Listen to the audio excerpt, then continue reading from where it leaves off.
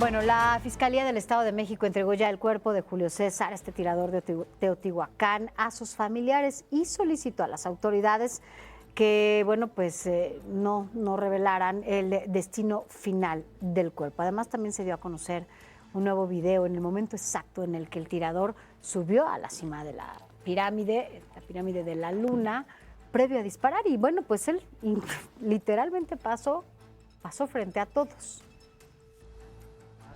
That's part of the tour? No, we walk. No, I mean here at the pyramids. Yeah, I think so.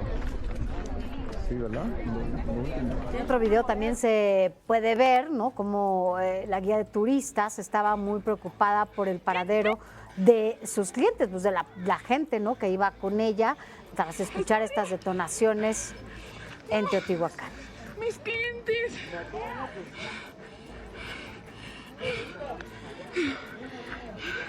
Ese p*** loco está disparándole a la gente. ¡Háblenle a la policía! ¡Guys! ¿Qué p***? Bueno, pues así las cosas. La verdad es que pues es complicado de repente hablar de este tipo de cosas para quienes no sabemos, ¿no? Cómo ubicar estos perfiles, qué saber qué es este copycat, ¿no? Y desde qué momento identificarlos. Y para hablarnos justamente de todo esto, agradezco que esté con nosotros aquí a la doctora Gloria Herrera, quien es maestra en neuropsicología y educación por la Universidad Panamericana. Gracias por estar con nosotros. Muchas gracias a ti, Sofía. ¿Cómo podemos ubicar, o primero, cuéntanos un poco qué es el copycat? Ok, el copycat es el imitar estas conductas con las que te identificas, ¿sí? Pero más que hablar de un copycat, para mi gusto, es entender este tipo de personalidades. ¿Cómo le hacemos para entenderlo? Pues hay señales desde muy chicos, y ¿por qué no atenderlas a tiempo? ¿Por qué no ayudarles a tiempo? Al final de cuentas, son cerebritos que están en formación y que van desarrollando estas actitudes. ¿Se desarrolla? No se nace. Traes una tendencia genética, pero hay detonantes: el entorno, el ambiente escolar, la sociedad, todo. Resentimiento. Lo que se consume ahora en las redes sociales, por ejemplo. No nada más en las redes sociales, en los ambientes sociales, en las calles, en las escuelas. Hay muchísima violencia, la violencia pasivo-agresiva, no nada más entre alumnos, también entre profesores hacia alumnos, entre papás contra papás. O sea, se normaliza, se habla de una forma como que yo lo digo porque yo tengo derecho a decirlo.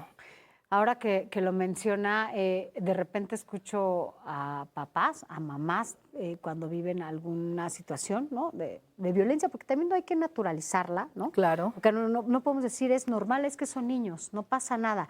Y yo creo que ese es un punto de quiebre en donde justo como papás tendríamos la obligación de identificar eso del agresivo y del que está haciendo, ¿no?, y del agredido, ¿no? ¿Cómo ubicar y cómo dejar de decirle a los papás, ¿no?, a que eso no es normal? O sea, no es de que sean niños, no es que pase y ya después se van a reconciliar y no pasa nada y se pelean. No importa que se peleen, se pegan, no importa. ¿Pero qué genera? ¿Qué produce una pelea entre dos niños si no llegan a pedir una disculpa, si no se resuelve?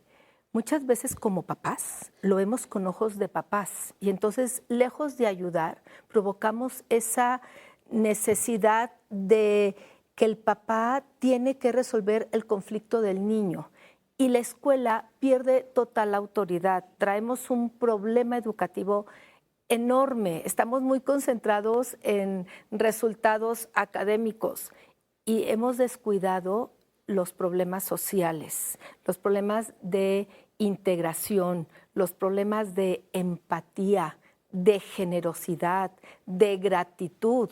¿Cómo hacerle para poder revertir este fenómeno? Es muy importante que seamos muy buenos en muchas cosas, en matemáticas, en español, en física, en deportes. Nuestras materias, a lo que vamos, ¿no?, a las escuelas. Claro, pero y entonces, ¿cuándo aprendes a ser empático? ¿Cuándo aprendes a integrarte a una sociedad? ¿dónde lo aprendes? Claramente. Y esto, a nosotros no ser responsables, porque también es una responsabilidad compartida, ¿no? Pero en gran parte de los papás y de las mamás. Pero, ¿qué pasa con estas personas que no ubicamos desde el inicio, estas actitudes, ¿no? O pues lo que hacen con sus compañeros y compañeras, pues va pasando el tiempo. Y esto puede detonar en lo que vimos en Teotihuacán. Claro, esto no se da de un día para otro, esto se va gestando, esto va evolucionando. Y lamentablemente, así como lo dijiste, con las redes sociales hay un equipo de apoyo.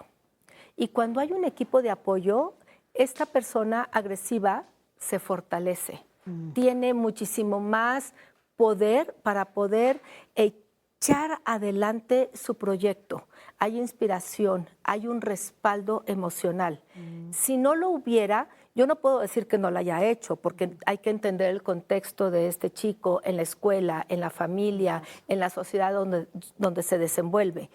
Pero lo que sí es un hecho es de que mucha de la violencia, mucho del bullying, mucho del acoso, o no mucho, se gesta en las escuelas. ¿Cómo identificar desde casa y cómo evitar que este tipo de personajes se vayan replicando en nuestra sociedad? Los observadores. Todos los que podemos detectar que hay conductas disruptivas, conductas agresivas, conductas violentas, conductas inapropiadas, los observadores que callamos y no hacemos nada por no comprometerme, somos básicos para poder anticipar algo que suceda. Pero no actuamos muchas veces por miedo, por ser etiquetados a ser los chismosos, por ser etiquetados a ver cómo me lo compruebas.